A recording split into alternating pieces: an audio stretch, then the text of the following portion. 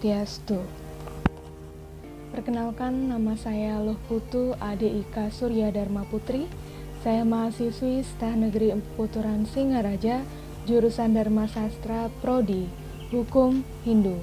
NIM saya 19141010101. Jadi di sini saya akan mempresentasikan tentang tugas dari mata kuliah tindak pidana korupsi.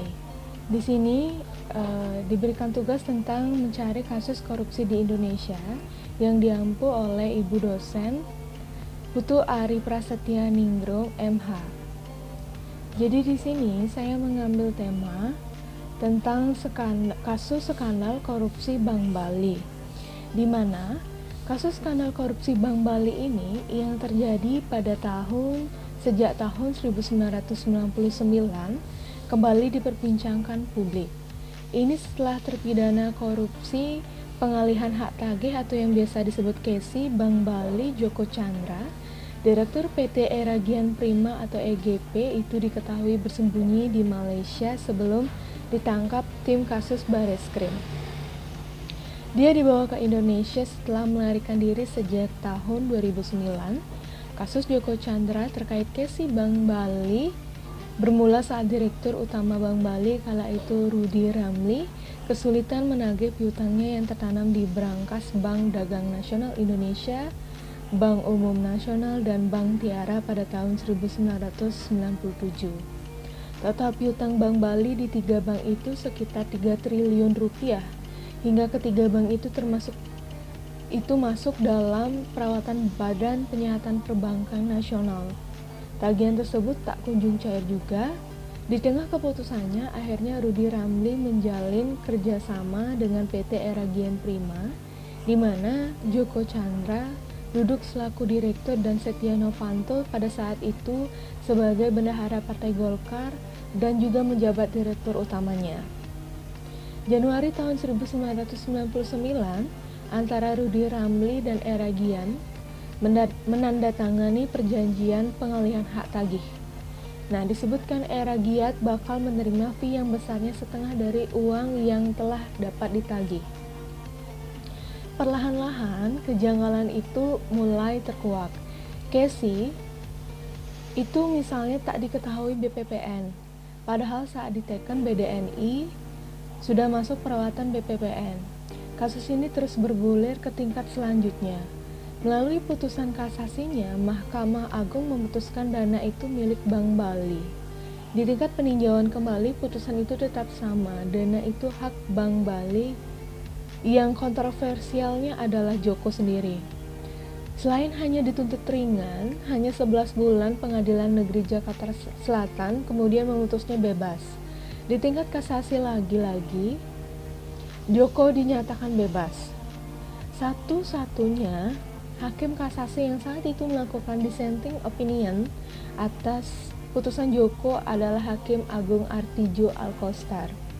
Kejaksaan tak menyerah dengan mengajukan upaya hukum luar biasa, yakni melalui mekanisme peninjauan kembali. Hasilnya memang tidak sia-sia. Mahkamah Agung akhirnya memutuskan Joko dan Syahril Sabirin bersalah dan menghukum keduanya 2 tahun penjara. Namun belakangan Joko Chandra sudah terlebih dahulu kabur ke luar negeri. Baik, di sini saya akan menyampaikan argumen saya. Menurut saya, korupsi di Indonesia seperti kasus Bank Bali ini sudah merajalela. Karena tidak hanya para pejabat saja yang melakukan tindak pidana korupsi, tetapi masyarakatnya juga melakukan tindak korupsi. Korupsi yang dilakukan masyarakat seperti ketika melakukan berdagang, lalu pedagang tersebut memilih harga yang mempunyai untung yang banyak sekali, melebihi seperti biasanya. Kalau korupsi di deretan pejabat seperti mengambil uang pajak yang dibayarkan masyarakat malah diambil pejabat untuk keperluan individu dan tidak memikirkan penyebabnya. Nah, korupsi sendiri sudah menjadi tradisi yang sudah tidak mengherankan, ditambah kembali dengan contoh kasus Bank Bali ini sendiri. Entah apa yang menyebabkan para pejabat melakukan korupsi tersebut, padahal gaji mereka sudah mencukupi untuk kebutuhan hidup. Mungkin penyebab utama para pejabat melakukan tindak pidana korupsi karena hukuman yang diberlakukan di Indonesia tidak membuat mereka takut dan juga para hakimnya bisa disogok dengan senilai uang. Pejabatnya saja berbuat korupsi dan pastinya masyarakat tersebut akan melakukan korupsi dengan cara yang berbeda kemungkinan. Akhir-akhir ini, ada beberapa banyak kasus korupsi yang prosesnya itu secara berlarut-larut seperti kasus Bank Bali ini sendiri.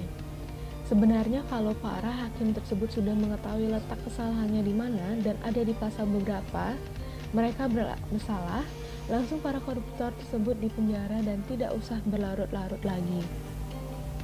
Di Indonesia ada beberapa pejabat yang dulunya sudah merasakan hidup di balik jeruji karena berbuat korupsi.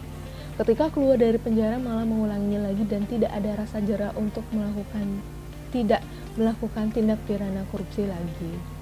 Harapan saya mengenai korupsi di Indonesia, semoga tidak ada para pejabat atau masyarakat yang melakukan tindak pidana korupsi. Ataupun kalaupun ada yang melakukan tindak pidana korupsi tersebut, segera dihukum seberat-beratnya. Sehingga para pejabat yang akan melakukan akan takut dengan hukuman tersebut dan juga akan berpikir 2 kali sebelum melakukannya.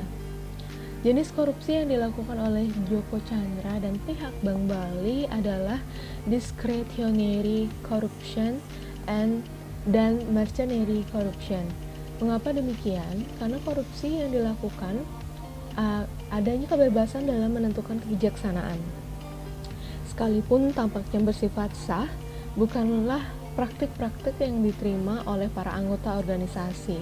Dan tindak pidana korupsi yang dimaksud untuk memperoleh keuntungan pribadi, penyalahgunaan wewenang, dan kekuasaan.